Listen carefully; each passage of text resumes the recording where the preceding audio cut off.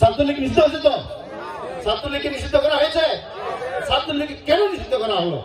নিষিদ্ধ করা হয়েছে কারণে তারা এন হনা হাম কুহাম নোয়াছিল যে বাংলাদেশের শিক্ষাঙ্গন যে কুহাম যারা আসিল ব্যাকিং করি এই শিক্ষাঙ্গনের পরিবেশ ফিরে আনি বেলা এই শিক্ষাঙ্গন দফাটা আছে।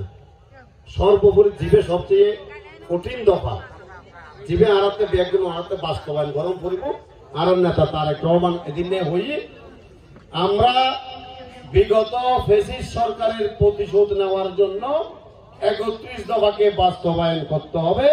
৩১ দফা বাস্তবায়ন হলে আমরা ন্যায় বিচার পাবো। এখন বলেন এই ন্যায় বিচারের মধ্যে কি আছে? এখানে ভাষাভাষী একটা ইউনিয়ন বোয়ালকালী আল্লাহ করুল্লাঙ্গা চিনেন তো সবাই? এখানে চেয়ারম্যান কে ছিল? নজরুল ইসলাম বাচা। সবাই নাম শুনেছেন তো? বাচা চেয়ারম্যান নাম শুনেছেন?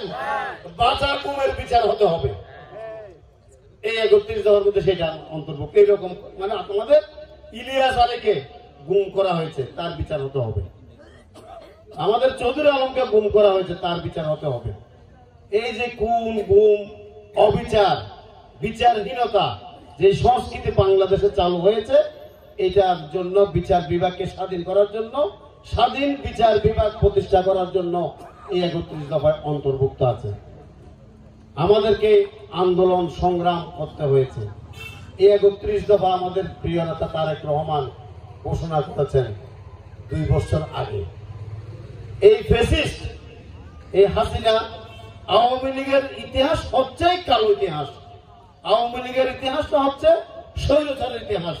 আওয়ামী লীগের ইতিহাস হচ্ছে গুমের ইতিহাস। আওয়ামী লীগের ইতিহাস হচ্ছে খুনের ইতিহাস। আওয়ামী লীগের ইতিহাস হচ্ছে পালিয়ে যাওয়ার ইতিহাস। আপনারা যারা এখানে বয়োবৃদ্ধ আছেন, যাদের মুক্তিযুদ্ধের আগে জন্ম, আপনারা কি শুনেন না সিরাজ শিকদারের নাম শুনেছেন? সিরাজ শিকদার ছিলেন একজন বীর মুক্তিযোদ্ধা।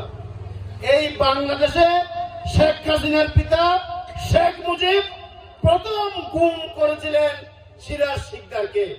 চট্টগ্রামের ফয়েজদিক থেকে গ্রেফতার করা হয়েছিল। সেই সিরাজ শিকদারের লাশ পাওয়া গিয়েছিল সাভারের ঢাকার সাভারে। এই যে প্রথম গুম করে খুন করলো সেই থেকে শুরু আজকে পর্যন্ত গুমের রাজনীতি খুনের রাজনীতি আওয়ামী লীগ করে যাচ্ছে। প্রিয় ভাইয়েরা, এই যে সকল কুকর্মের কারিগর হচ্ছে, আমি বলি বারবার প্রত্যেক বক্তব্য বলি, অনেক বক্তা বলেছেন, সবাই বলে আমাদেরকে শেখ মুজিব